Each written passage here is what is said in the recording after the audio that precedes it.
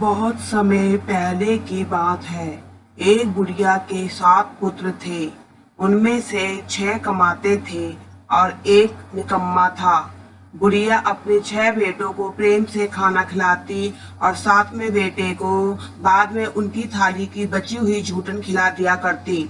7वें बेटे की पत्नी इस बात से बड़ी दुखी थी क्योंकि वह बहुत भोला था और ऐसी बातों पर ध्यान नहीं देता था। एक दिन बहू ने झूठा खिलाने की बात अपने पति से कही। पति ने सिर दर्द का बहाना कर रसोई में लेटकर स्वयं सच्चाई देख ली। उसने उसी क्षण दूसरे राज्य जाने का निश्चय किया। जब वह जाने लगा तो पत्नी ने उसकी निशानी मांगी। पत्नी को अंगूठी देकर वह चल पड़ा। दूसरे राज्य पहुंचते ही उसे एक सेठ की दुकान पर काम मिल गया और जल्दी ही उसने मेहनत से अपनी जगह बना ली।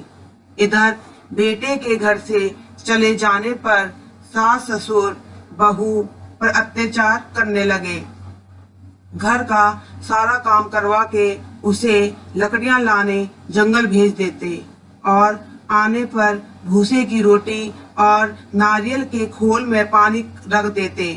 इस तरह अपार कष्ट में बहू के दिन कट रहे थे। एक दिन लकड़ियां लाते समय रास्ते में उसने कुछ महिलाओं को संतोषी माता की पूजा करते देखा और पूजा विधि पूछी।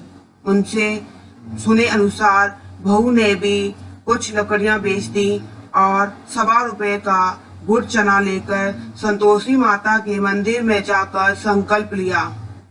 2 शुक्रवार बीतते ही उसके पति का पता और पैसे दोनों आ गए।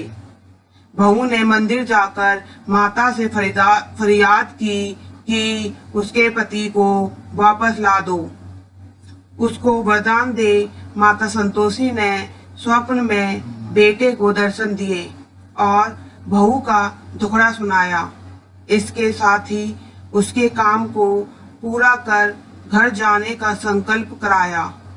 माता के आशीर्वाद से दूसरे दिन ही बेटे का सब लेन देन का काम काज निपट गया और वह कपड़ा गहना लेकर घर चल पड़ा। वहां बहू रोज लकड़ियां बीनकर माता जी के मंदिर में दर्शन कर अपने सुख दुख कहा करती थी। एक दिन माता ने उसे ज्ञान दिया कि आज तेरा पति लौटने वाला है, तू नदी किनारे थोड़ी लकड़ियां रख दे और देर से घर जाकर आंगन से ही आवाज लगाना कि सासू माँ लकड़ियां ले आई और भूसे की रोटी दे, नारियल के खोल में पानी दो। बहू ने ऐसा ही किया। उसने नदी किनारे जो लकड़ियां रखी उसे देख बेटे को भूख लगी और वह रोटी बना खाकर घर चला। घर पर माँ द्वारा भोजन का पूछने पर उसने मना कर दिया और अपनी पत्नी के बारे में पूछा। तभी बहू आकर आवाज लगाकर भूसे की रोटी और नारियल की खोल में पानी मांगने लगी। बेटे के सामने सास झूठ बोलने लगी कि रोज 4 बार खाती है, आज तुझे देखकर नाटक कर रही है। यह सारा दृश्य देख बेटा अपनी पत्नी को लेकर दूसरे घर में ठाठ से रहने लगा।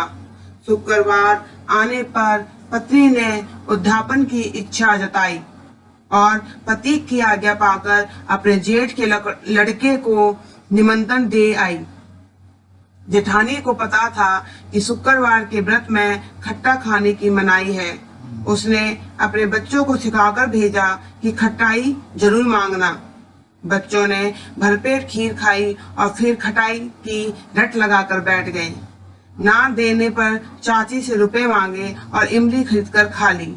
इससे संतोषी माता नाराज हो गई और बहू के पति को राजा के सैनिक पकड़कर ले गए।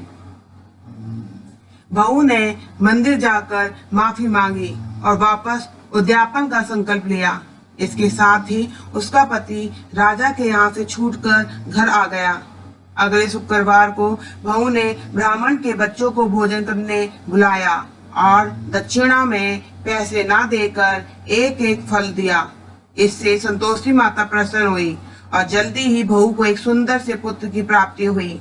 बहू को देखकर पूरे परिवार ने संतोषी माता का विधिवत पूजन शुरू कर दिया और अनंत सुख प्राप्त किया। धन्यवाद।